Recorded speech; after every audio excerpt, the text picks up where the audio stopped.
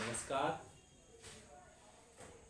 मैं हूं महेश्वर और आप देख रहे हैं लीगल सुविधा।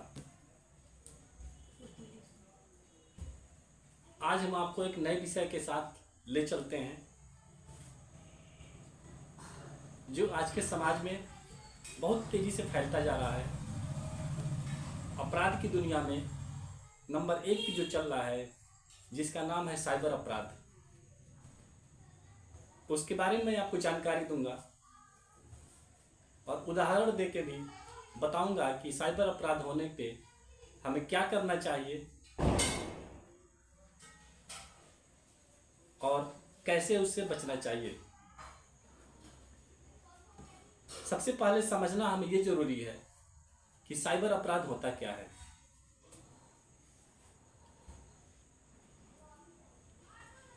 अगर हमारे साथ किसी प्रकार की ऑनलाइन धोखाधड़ी हो जाए, हमारे साथ पैसे की ठगी हो जाए, हमारे अकाउंट से किसी के द्वारा पैसा निकाल लिया जाए, या हमने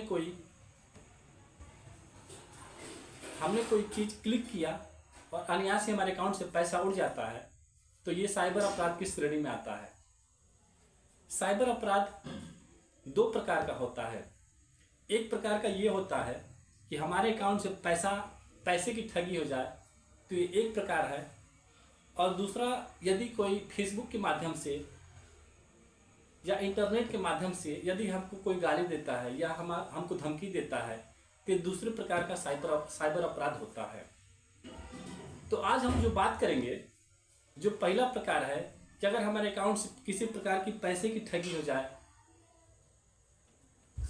कोई हमारे यूपीआई से पैसा निकाल लिया जाए हमारे किसी जानकारी के अभाव में, या कोई साइबर अपराधी हमारे अकाउंट पे घुस करके हमारे अकाउंट को हैक कर ले या हमारे पैसे को निकाल ले। हम इस विषय में आज हम आपसे बात करेंगे और हम आपको ये बताएंगे कि हमें इससे कैसे बचना है, और बाई चांस अगर हमारे साथ ये अपराध हो ही जाए तो हमें क्या करना चाहिए। तो आपको हम ले चलते हैं अमित कुमार जी के साथ।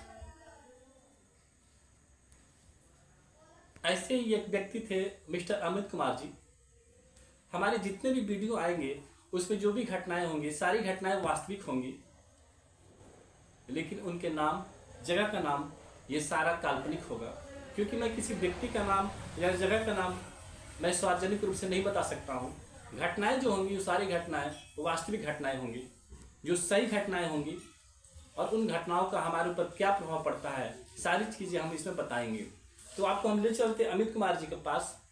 अमित कुमार जी हमारे पास आए, कचहरी में आए और ये बताए कि हमारे साथ साइबर ठगी हो गई है। तो हमने पूछा कि हाँ, आपके साथ क्या हुआ है। तो बताने लगे कि किसी व्यक्ति का उनके पास फ़ोन आया, किसी व्यक्ति ने उनको फ़ोन किया और उसने ये बोला कि देखिए, आपका डाटा हम लोग लीक कर देंगे। और उन्होंने पूरी घटना विस्तार से हमको नहीं बताई। कुछ चीज़ें वो छुपा रहे थे, वो बताना नहीं चाह रहे थे। वो बस यही बताया कि कुछ लोगों ने हमको फ़ोन किया और बोला कि आपके फेसबुक से हम लोग डाटा लीक करेंगे और इसके बदले में आप हमको पैसा दीजिए, और पैसा अगर नहीं देते हैं तो आपको सारा डाटा हम लीक कर देते हैं।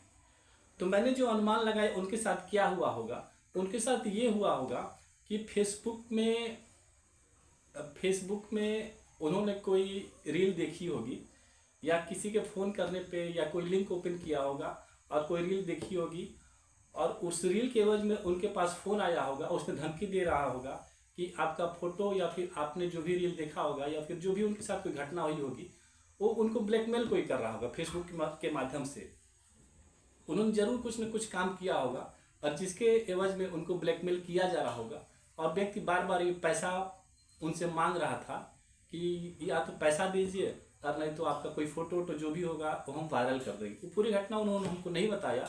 उन्होंने हमको केवल इतना ही बताया कि साइबर ठगों ने ये बोला कि आपका डाटा हम लीक कर देंगे। तो मैंने बोला कि आप डरे क्यों, ज़रूर आपने कुछ घटना तो किया होगा, लेकिन पूरी बात को नहीं बताया। चलिए उस बात को छोड़ते हैं और आगे क्या हुआ आगे हम बताते हैं। तो आगे ये हुआ कि साइबर ठगों ने उनको धमकी दिया कि आप पैसा दीजिए, नहीं तो आपका डाटा हम लीक करेंगे। तो उन्होंने अपने यूपीआई के माध्यम से एक बार में 15,000 रुपये ट्रांसफ़र कर दिया। उनके बताए हुए अकाउंट में उन्होंने मिस्टर अमित कुमार जी ने पैसे को ट्रांसफ़र कर दिया। फिर दूसरी बार उन्होंने 10,400 रुपये ट्रांसफ़र किया और तीसरी बार उन्होंने 1,300 रुपये ट्रांसफ़र कर दिया। कुल टोटल लगभग 27,000 रुपये उन्होंने साइबर ठगों के अकाउंट में ट्रांसफ़र कर दिया। ट्रांसफ़र करने के बाद उनको एहसास हुआ कि लगता है कि हमारे साथ साइबर फ्रॉड हो गया है, या हमारे अकाउंट से पैसा कट गया है, या लोगों ने हमें डिजिटल अरेस्ट करके हमसे फ्रॉड कर लिया है, हमारा पैसा। उनको ऐसा एहसास हुआ, या किसी ने उनको राय दिया होगा कि आपके साथ फ्रॉड हो गया है और आपको जो है इस फ्रॉड से बचने के लिए आपको कुछ न कुछ करना चाहिए। तो अमित कुमार जी ने सबसे पहले क्या किया कि साइबर हेल्पलाइन नंबर 1930, आप भी नोट करिए, 1930, ये साइबर का हेल्पलाइन नंबर होता है। उस पर उन्होंने जाकर के कंप्लेन किया और कंप्लेन करने के बाद से एक एक्नॉलेजमेंट नंबर मिलता है। उस पर उनसे पूछा जाता है कि आपके साथ क्या क्या घटना हुई है, जो भी सारी डिटेल उनको बताई जाती है, और एक एक्नॉलेजमेंट नंबर उनको मिलता है। और उस नंबर को लेकर के अमित कुमार जी अपने नज़दीकी थाने जाते हैं और थाने में एक FIR दर्ज कराते हैं कि हमारा 27,000 रुपये जो है साइबर ठगों के द्वारा ठगी कर लिया जाता है। तो ये सब घटनाएं उनके साथ हो जाती हैं। तो मैं इसी विषय पे आपको बताना चाहूँगा कि आपके साथ अगर इस प्रकार का कोई घटना हो जाती है, या कोई व्यक्ति आपके साथ इंटरनेट के माध्यम से ठगी करता है, या आपके अकाउंट से पैसे का ट्रांसफ़र करता है, या तो आपने कोई चीज़ क्लिक किया और आपके अकाउंट से अगर पैसा कट जाता है, तो आपको क्या करना है। तो सबसे पहले मैं आपको बताना चाहूँगा कि आपको करना क्या है। तो आपको 1930 ये national cyber crime helpline number होता है, जिस पे जाकर के आपको रिपोर्ट दर्ज करानी होती है।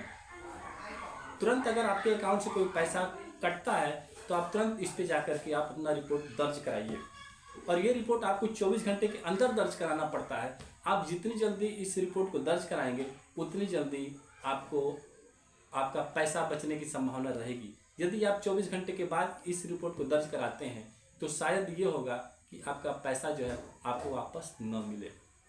तो 1930 पे जब आप रिपोर्ट दर्ज कराते हैं तो सबसे पहले वहाँ से आपकी सारी जानकारी ली जाती है, और जानकारी लेने के बाद से संबंधित बैंक अधिकारी और पुलिस को तुरंत सूचना भेजी जाती है, ताकि आपके पैसे को रोका जा सके, या जिस भी अकाउंट में आपका पैसा ट्रांसफ़र हुआ है उस अकाउंट को फ्रीज किया जा सके।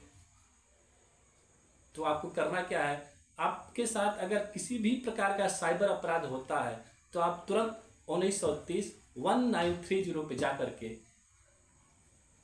फ़ोन करिए आप, और 1930 पे आप सूचना दीजिए, ताकि आपके पैसे को रोका जा सके और आपके पैसे को जो है फ्रीज किया जा सके। यदि आप 24 घंटे के बाद इस नंबर पर फ़ोन करते हैं तो आपको इसका कोई लाभ नहीं मिलेगा।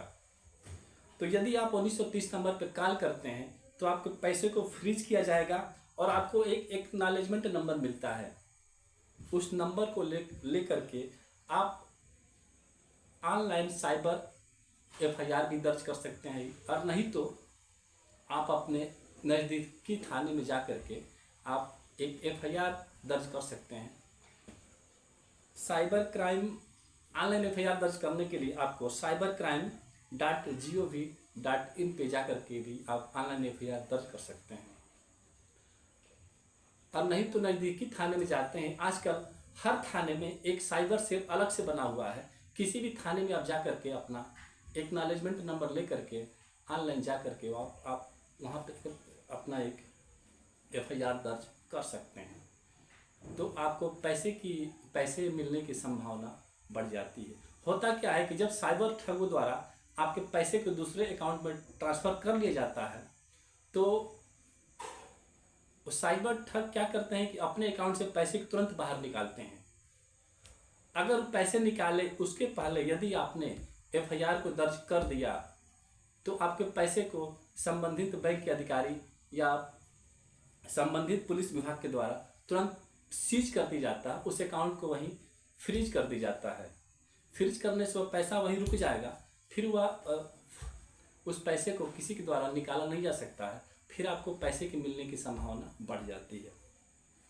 तो जब मेरे पास अमित कुमार जी आए तो उन्होंने क्या किया कि 1930 नंबर पे फ़ोन करके सबसे पहले तो अपना एक शिकायत दर्ज किया, और शिकायत दर्ज करने के बाद उनका लगभग 27,000 रुपये उनका साइबर ठगों के द्वारा ले लिया गया था। लेकिन जब 1930 पे उन्होंने तुरंत एफआईआर दर्ज कराया और एक्नॉलेजमेंट नंबर मिलने के बाद से अपने पास के नज़दीकी थाने में गया उन्होंने, और वहाँ पे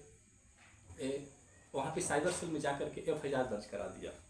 तो उसका परिणाम ये हुआ कि उनका जो पैसा ट्रांसफ़र दूसरे अकाउंट पे पैसा ट्रांसफ़र हुआ था उनको वहीं पे फ्रीज कर दिया गया, और लगभग 27,000 रुपये में से उनका लगभग 22,000 रुपया पैसा फ्रीज हो गया, पैसा वहीं रोक लिया गया।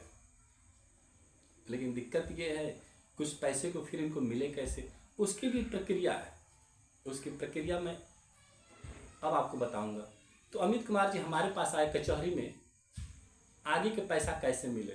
तो प्रक्रिया ये है कि होता क्या है कि जब भी किसी व्यक्ति का कोई सामान खो जाता है, रुपया पैसा गाड़ी कुछ भी अगर सामान गायब हो जाता है और वो मिलता है, तो उसको अगर कोई अपराध हो जाता है पैसे संबंधित रुपया पैसा जो भी अगर अपराध होता है तो उसको दिलाने का अधिकार न्यायालय के पास होता है, क्योंकि न्यायालय जब तक उसको आदेश नहीं करेगा तब तक उसको पैसा वापस नहीं मिलता है।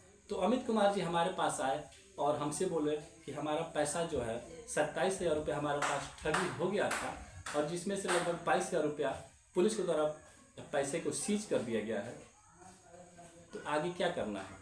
तो मेरे पास आए तो मैंने कहा कि आगे आपको न्यायालय में एक फाइल बना करके मुकदमा दर्ज करना पड़ेगा, और अमित कुमार जी का एक फाइल बनाया गया और मुकदमा दर्ज करने की प्रक्रिया शुरू की गई। तो आज के लिए बस इतना ही कि आपके साथ अगर किसी प्रकार का कोई साइबर अपराध हो जाता है तो आप तुरंत 1930 पे कॉल करिए। ये national cyber crime helpline number है, और उसके बाद एक्नॉलेजमेंट नंबर जब आपको मिलता है तो आप इसको लेकर के या तो ऑनलाइन cybercrime.gov.in पे जा कर के एफआईआर दर्ज कराइए, और नहीं तो अपने नज़दीकी थाने में जा कर के साइबर सेल में जा कर के एक एफआईआर दर्ज कराइए, तो जिससे आपको पैसे मिलने की संभावना तुरंत बढ़ जाएगी और आपका खोया हुआ पैसा वापस मिल जाएगा। तो आज के लिए बस इतना ही। वीडियो अच्छा लगे तो लाइक शेयर सब्सक्राइब जरूर करिएगा। धन्यवाद।